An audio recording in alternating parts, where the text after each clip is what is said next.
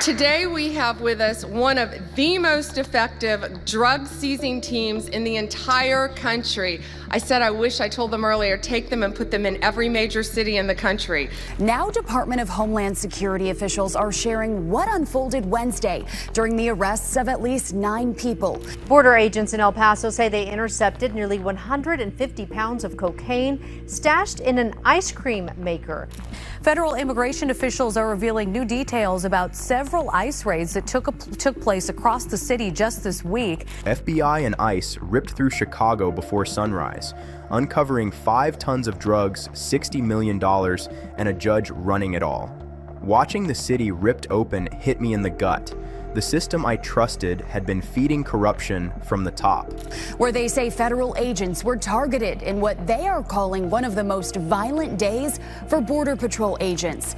The worst part was realizing how easily this rot hid in plain sight. To prosecute violent criminals, get the drugs off our streets, get the gangs off our streets, and get the illegal aliens out of our country. I didn't ease into that morning. Chicago was cut open. Before sunrise, before traffic, before excuses, we watched helicopters slice the air and black SUVs flood the streets without sirens.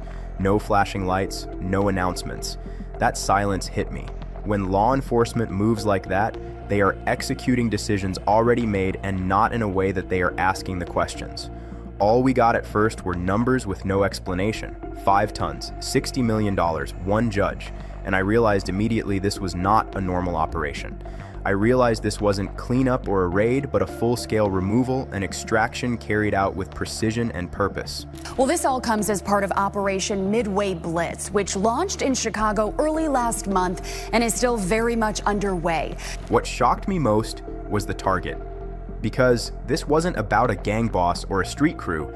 At the center of this operation sat a bench, a sitting judge, a man whose job was supposed to slow chaos, not feed it. We tell ourselves crime lives at the bottom, that it climbs up if we let it. But this time, I saw it start at the top and flow downward. This was corruption running the system. And I could tell law enforcement knew this wasn't random misconduct. They treated it like a structural failure. Because when judges fall, everything beneath them cracks. Near 24th and Ogden, immigration officials say a Latin Kings gang member, while driving, followed agents and tried to ram them head-on, but instead struck a bystander's car. That judge wasn't the one moving crates or driving shipments. What I realized was far more dangerous. He was the gatekeeper, the one deciding what evidence mattered, the one who could pause a case, soften a sentence, or quietly bury a problem. For this to work, people had to stay quiet. Clerks, attorneys, officials. I saw how silence became currency. And silence is powerful because it looks normal. Courtrooms are still open. Files still moved. Justice still pretended to exist. The same day, agents say they were at a laundromat when a woman claimed she was putting out a hit on a top Border Patrol chief, Gregory Bovino. In other instances, they say people boxed in federal vehicles, fled on foot, refused to obey commands, and other violations. The whole thing started to unravel with something that seemed small. A routine traffic stop, the kind of encounter we scroll past every day. A woman arguing, a phone camera rolling, outrage spreading fast online. People picked sides immediately, but the camera didn't see the trunk. That's where the story flipped for me. I realized was industrial, organized, and built to move massive amounts. Drugs packaged like inventory, cash sealed like exports. And just like that, the narrative collapsed in seconds. The level of violence against them has risen, and something like this, and even something worse than this, are bound to happen because of the rhetoric. And the unfortunate thing is these ICE agents are simply doing a job that they're required to do. What broke this case wide open for me was the data, travel logs, timelines, and financial trails. Patterns don't lie when people do. I noticed something strange with the investigators. Court dates are lining up with deliveries. Delays are hitting exactly when shipments are needed. Suppressed evidence matching money movements. It wasn't sloppy, it was precise. This wasn't someone skimming off the top. This was a machine running on schedule. And a search dog helped the agents find 56 bundles of the drug in the machine. An unnamed driver, a 42-year-old Mexican national, was handed over to Texas State Police. And then there's the money. $60 million doesn't hide under mattresses. I saw how it moved through shell companies, through foreign accounts, through transactions designed to look boring. That's how modern corruption survives, not by hiding, but by being dull. Every ruling lined up with a transfer. Every favorable decision had a price. Legal immunity became a business asset. Justice wasn't blind, it was bought. Border agents in El Paso say they intercepted nearly 150 pounds of cocaine stashed in an ice cream maker. When federal agents finally moved in, I realized they didn't treat the judge's home like a residence. They treated it like a hostile site. And for good reason. Armed guards inside. Not for status, but to protect secrets. That detail hit me. Innocent people don't prepare for a breach. The violence was fast and controlled. Flashbangs, commands, shields are pushing forward. This wasn't chaos. It was surgical. The agents weren't there to make statements. They needed arrests. They needed people alive who could talk. ICE agents had to call in local police. Are they allowed or are they not allowed to actually, enforce local law and maybe fire back in a situation like this? Once the house was secured, the truth hit me hard. This wasn't a home, it was a hub. Hidden rooms, narcotics stacked like commodities, cash stored in amounts that could distort markets. Everything screamed logistics. I realized this place was built to move product, not shelter a family. The judge wasn't hiding crime in his life. Crime was the life. Here in Chicago, we have brought crime down precipitously. He's a citizen! He's a citizen! That's when the weight hit me. We trusted the system because it looked official, because it wore titles, because it spoke legal language, because it told us it was working. What I saw in Chicago proves how dangerous that trust becomes when it goes unchecked. The scariest part isn't that it existed, it's that it ran smoothly for so long. No alarms, no interruptions, just quiet efficiency. Now that it's exposed, I see the damage doesn't stop with one arrest. Every case that touched that courtroom is suspect. Every ruling feels stained. Every victim has to question what was real. This wasn't just a network being dismantled, it was credibility collapsing in real time. And I know rebuilding that trust will be far harder than seizing drugs or cash. What we're watching isn't the end of a story. It's the moment people realize where the real danger was hiding all along. A pickup truck was hauling the machine over the bridge of the Americas Monday when it was stopped at the port of entry. What shook me wasn't the raid numbers anymore. It was what they found under the city.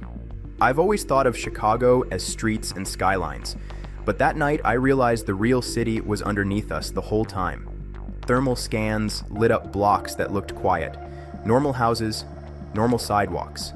But beneath them, heat trails ran like veins. Tunnels, clean and straight.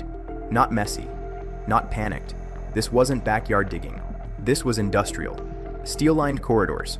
Freight lifts are hidden behind drywall. Sealed rooms with power, ventilation, and keycard access. Whoever built this had planned for years, not weeks. And what hit me hardest was how smart it was. Residential neighborhoods are perfect camouflage. Nobody suspects crime under a porch light and a mailbox. Corruption doesn't spread outward, it burrows. Once you see that, you can't unsee it. I keep asking myself, how many cities are built like this, and we just never look down? To defend themselves and also to arrest somebody doing that, because that would be a federal law violation as well. But it just gets so complicated because you have the locality, of Chicago and Illinois as a whole. Then came the stockpile, and the mood in the room shifted. Warehouses that looked boring on paper turned into nightmares when the doors opened. Boxes labeled frozen seafood. Medical supplies, cleaning chemicals. Inside, drugs are vacuum sealed, refrigerated, and cataloged. Not street bags, not sloppy bricks. This was inventory. 5 tons doesn't scream shipment. It screams headquarters, a distribution center built to survive arrests and raids. This wasn't about quick profit anymore. This was mass casualty economics. Millions of doses mapped like a business plan. People talk about kilos when they want to sound tough. I realized this was about neighborhoods going quiet, hospitals filling, emergency rooms turning into war zones. And the worst part? This wasn't future tense. This was already happening. These drugs were already killing people while we were still debating policy on TV. I've been beat up by police before. I'm disabled, so I need to go to the doctor up there. That's why I didn't move. And then the judge. I still feel strange saying that out loud. His image was spotless. Reformer, community leader, the kind of person whose photo hangs with inspirational quotes. Untouchable. That robe carried weight, and I realized that weight crushed scrutiny. Authority protects crime better than secrecy ever could. The judge didn't need to move drugs or launder money himself. I saw how his role made the whole network run efficiently. Warrants delayed, cases redirected, evidence suddenly insufficient. Careers depended on pretending nothing was wrong. Prosecutors stayed quiet. Clerks followed orders. Cops trusted the system. And that hit me like a punch to the stomach. The robe wasn't clothing, it was armor. It was the shield that made everyone else feel safe enough to stop asking questions. Chicago Customs and Border Protection says agents were shot at while conducting an immigration enforcement operation earlier today. When it collapsed fast. Courtrooms sealed, cases frozen mid-sentence, files locked behind emergency orders, panic spread faster than press releases. Lawmakers tripped over each other trying to sound shocked. Agencies were pointing fingers before the ink was dry. And regular people like me were stuck in the middle. Relief that something rotten was exposed. Betrayal because the rot wore a trusted face. The silence afterward was deafening. No speech fixes this overnight. You can't patch credibility with a podium and a microphone. This wasn't just a scandal. It was a trust failure, a system failure. One that made me, and I think all of us, question whether we can believe the process at all, or if we're left to believe rumors instead. What hit me is how simple it all is. The drugs, the money, the tunnels, the courtrooms, they were one machine. I realized the most dangerous criminals don't hide. They wear credentials, shake hands, sign papers. Power camouflages crime, lulls us to sleep, and if we don't wake, we already know the next chapter.